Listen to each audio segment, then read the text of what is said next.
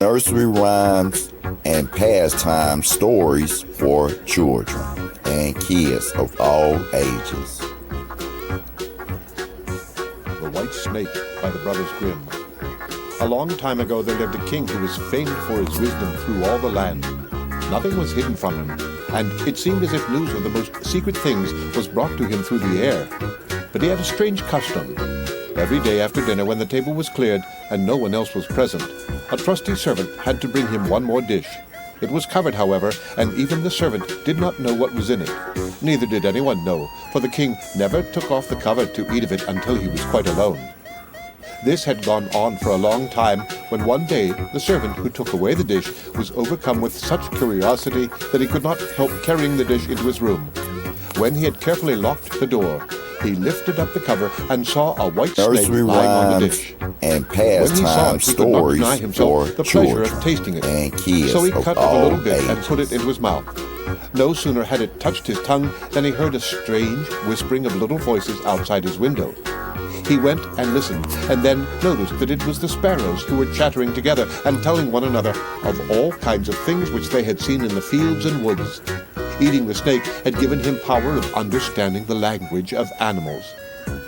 Now it so happened that on this very day the queen lost her most beautiful ring, and suspicion of having stolen it fell upon this trusty servant, who was allowed to go everywhere. The king ordered the man to be brought before him, and threatened with angry words that, unless he could before the morrow point out the thief, he himself should be looked upon as guilty and executed. In vain he declared his innocence. He was dismissed with no better answer.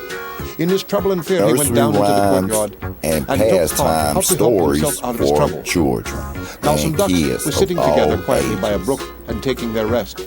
And whilst they were making their feathers smooth with their bills, they were having a confidential conversation together. The servant stood by and listened. They were telling one another of all the places where they had been waddling about all the morning, and what good food they had found. And one said in a pitiful tone, "Something lies heavy on my stomach. As I was eating in haste, I swallowed a ring which lay under the queen's window." The servant at once seized her by the neck, carried her to the kitchen, and said to the cook, "Here is a fine duck. Pray kill her." "Yes," said the cook, and weighed her in his hand. "She has spared no trouble to fatten herself, and has been waiting to be roasted long enough." So he cut off her head, and as she was being dressed for the spit, the queen's ring was found inside her. The servant could now easily prove his innocence, and the king, to make amends for the wrong, allowed him to ask a favor and promised him the best place in the court that he could wish for. The servant refused everything, and only asked for a horse and some money for traveling, as he had a mind to see the world and go about a little. When his request was granted, he set out on his way, and one day came to a pond, where he saw 3 fishes caught in the reeds and gasping for water. Now, though it is said that fishes are dumb, he heard them lamenting that they must perish so miserably, and, as he had a kind heart, he got off his horse and put the 3 prisoners back into the water. They leapt with delight, put out their heads, and cried to him, "We will remember you and repay you for saving us." He rode on, and after a while it seemed to him that he heard a voice in the sand at his feet. He listened and heard an ant-king complain, "Why cannot folks with their clumsy beasts keep off our bodies? That stupid horse with his heavy hoofs has been treading down my people without mercy." So he turned onto a side path, and the ant-king cried out to him, "We will remember you. One good turn deserves another." The path led him into a wood, and there he saw 2 old ravens standing by their nest and throwing out their young ones. "Out with you, you idle good-for-nothing creatures," cried they. "We cannot find food for you any longer. You are big enough, and you can provide for yourselves." But the poor young ravens lay upon the ground, flapping their wings and crying, "Oh, what helpless chicks we are! We must shift for ourselves, and yet we cannot fly. What can we do but lie here and starve?" So the good young fellow alighted and killed his horse with his sword and gave it to them for food. Then they came hopping up to it, satisfied their hunger, and cried, "We will remember you. One good turn deserves another." And now he had to use his own legs, and when he had walked a long way, he came to a large city. There was a great noise and crowd in the streets, and a man rode up on horseback, crying aloud, "The king's daughter wants a husband, but whoever seeks her hand must perform a hard task, and if he does not succeed, he will forfeit his life." Many had already made the attempt, but in vain.